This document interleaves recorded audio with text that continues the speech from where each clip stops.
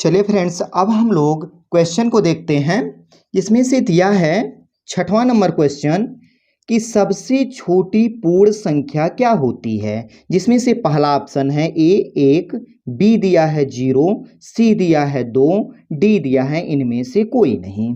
हम जानते हैं, जैसे पीछे पढ़ चुके हैं, कि पूर्ण संख्या जो होती है वो कहाँ से शुरू होता है? 0 से।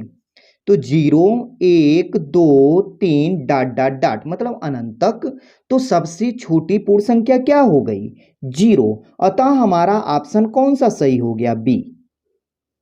ठीक, अब हम लोग देख लेते हैं क्वेश्चन नंबर 7 को।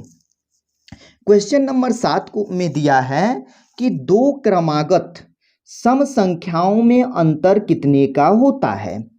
ठीक है फ्रेंड्स, तो क्या कह रहा है कि दो क्रमागत, ठीक है, जिसमें से पहला ऑप्शन दिया है 0, बी दिया है 1, सी दिया है 2, डी दिया है अनंत। ठीक है फ्रेंड्स, दिया है दो क्रमागत। क्रमागत का मतलब होता है क्या? लगातार। ठीक, लगातार क्या? सम संख्याएं। तो क्या होगा? 2, 4, 6, 8 डॉट डॉट डॉट। तो कह रहा है कि दो क्रमागत सम संख्याओं में क्या चाहिए हमको? अंतर। कहने का मतलब है, जैसे ये क्रमागत हो गई तो इनके बीच का अंतर कितना हो गया? 2। इनके बीच का अंतर कितना हो गया? 2।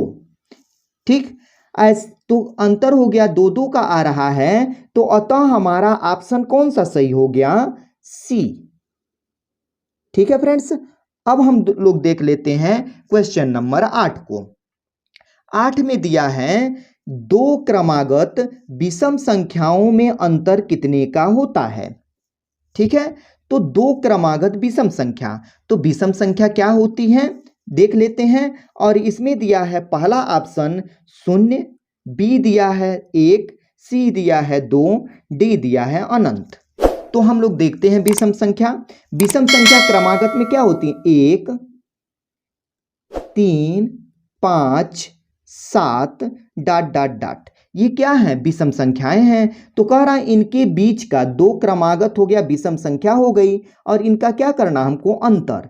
तो इनके बीच का अंतर करेंगे तो क्या आ जाएगा? 3 में से 1 जाएगा 2, 5 में से 3 जाएगा कितना आएगा? 2। अतः 2 2 का अंतर हो रहा है। अतः हमारा ऑप्शन कौन सा सही हो गया? सी। अब हम लोग देख लेते हैं क्वेश्चन नंबर 9 को। 9 में दिया है कि सबसे छोटी भाज्य संख्या कौन सी होती है, जिसमें से पहला ऑप्शन है 2, बी है 3, सी है 4, डी है 6। तो हम लोग जानते हैं फ्रेंड्स कि भाज्य संख्याएं वो होती हैं जो या तो क्या हो? एक और स्वयं को छोड़कर अन्य संख्या से भी कट जाए, तो उसे हम लोग क्या कहेंगे? भाज्य संख्याएं। जैसे एक, एक क्या होगा? सिर्फ स्वयं से कटेगा, इसीलिए ये एक क्या होगा? भाज्य संख्या नहीं होगा।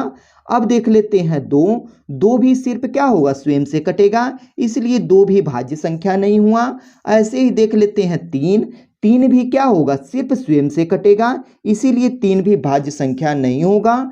अब देख लेते हैं आगे क्या? 4, 4 क्या है? जो क्या होगा? स्वयं से भी कटेगा, और 2 दूनी 4, 2 से भी कट जाएगा। अतः हमारी सबसे छोटी भाज्य संख्या जो होगा वो क्या होगा? 4। अतः हमारा ऑप्शन जो है कौन सा सही होगा? सी।